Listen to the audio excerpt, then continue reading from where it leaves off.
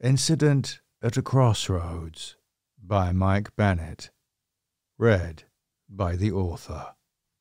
It was shortly after 1 in the morning, and Davis was driving home along a country road, having just murdered and disposed of his 5th victim.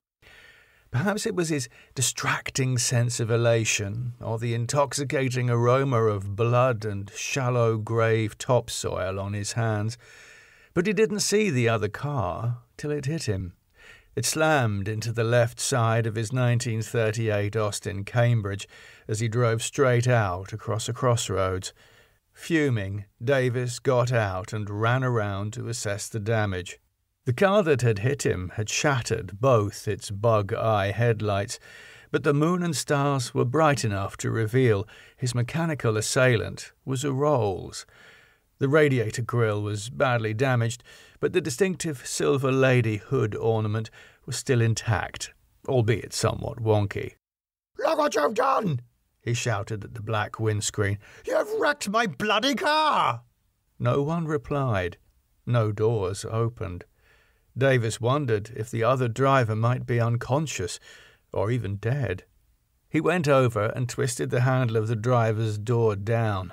The door swung open, and the driver sagged sideways to fall half out of the car. Davis knelt and turned the man's face to the moon. His features were covered in blood, flowing from a cut above his hairline. Davis checked the passenger seat. It was empty. Good, no witnesses. He stood up and checked the back. There was no back seat, just darkness. But there was something. "Good evening."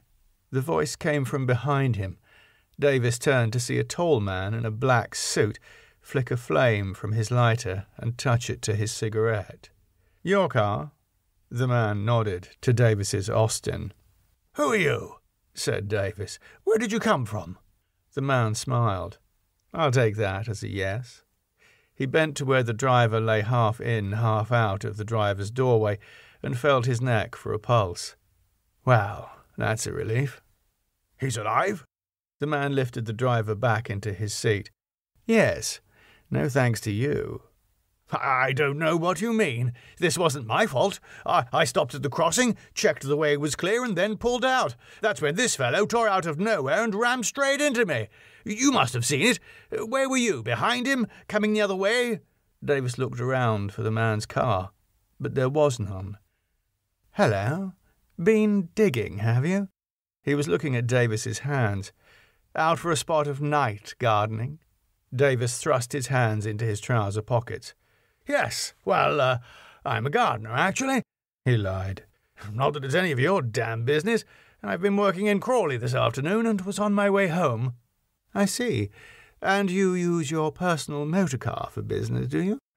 I would have expected a gardener to have a tradesman's van. Where do you keep all your tools?" "Look here," said Davis, becoming angry at the man's impudence. "Who the hell are you to be asking me questions? There's a man here who clearly needs medical help. So if you don't have a car, then I am going to have to go to the next village to fetch a constable and medical assistance." "I'm afraid I can't allow that. At least not until you show me some proof that you are what you say you are." "What the devil do you mean you can't allow it?"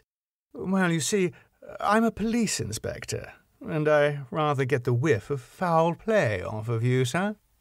"Foul play? Me?" Davis pulled his hands from his pockets to touch his chest in dismay.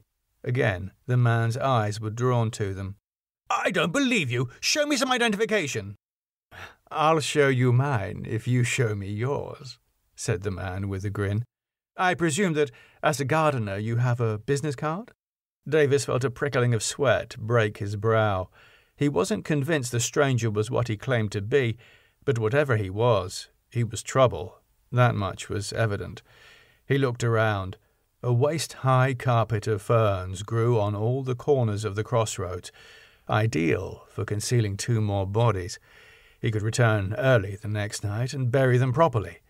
But what to do with the car? Maybe use it to fake an accident. The inspector run down by the Rolls, the driver killed on impact. It could be easily staged. But now the inspector was walking towards his Austin. "In the boot, are they, your tools?" Davis sprang ahead of him. Yes, they are." The man was infuriatingly persistent, but Davis realized he may be presenting him with a prime opportunity. "Very well, I'll show you.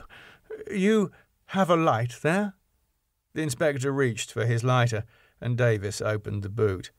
In the light of the flame, Davis bent to reach in for the spade. "Here you are." He snatched it up and spun around, swinging from a low angle and aiming for the man's knees. But the spade slashed through thin air. He was gone. The road behind, where a moment ago the man had stood, was empty of all but darkness. A fist struck him from his right, knocking him to the ground. Davis had never been hit so hard in his life. He cried out in shock and pain. He touched his face and screamed. His cheekbone felt as if it were broken. "I thought I smelt blood on you, you scoundrel." The inspector stood over him, silhouetted against the moon. "What have you been up to?" You're not a policeman," said Davis. "No, and you're not a gardener.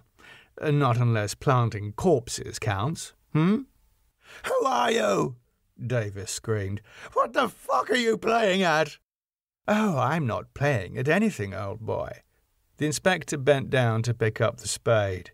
"Normally, I like to leave the dirty work to my man over there, but since you've gone and put him out for the night, this time it falls to me. Fortunately, you're not taller than I am, otherwise I'd have to squash you in." "Squash me in? To what?" "My coffin. You didn't see it in the back of the rolls, did you? So handy at times like this when I need to bring a guest home for dinner. Concealed, of course. Oh, I could have fascinated you, I know, but if I'm honest, I do really want to bash you on the head." "You're insane!" Davis tried to get to his feet, but the inspector stamped down on his ankle, breaking the bone with an audible snap that carried in the stillness of the night. Davis screamed. "The trick is, though," the inspector continued, "to do it in such a way that I knock you out without splitting your head like a melon, or otherwise killing you. So it would be enormously helpful if you could just keep still." "Please!" Davis screamed. "Please, I have money. I can give you lots of it. I can give you all of it. Please, just don't kill me." "Oh, I don't need your money, old chap. I'm a lord, don't you know?" Davis reached out a hand, imploring. "No, no." "Oh, yes," the inspector nodded. "I am." He brought the spade to the side of Davis's head, squaring up his impending blow like a golfer with a number 1 wood preparing for a drive. "The name's Underwood. Would you like to exchange insurance details? For the cars, I mean." Davis's look of terror turned to consternation. "What?" "Only kidding."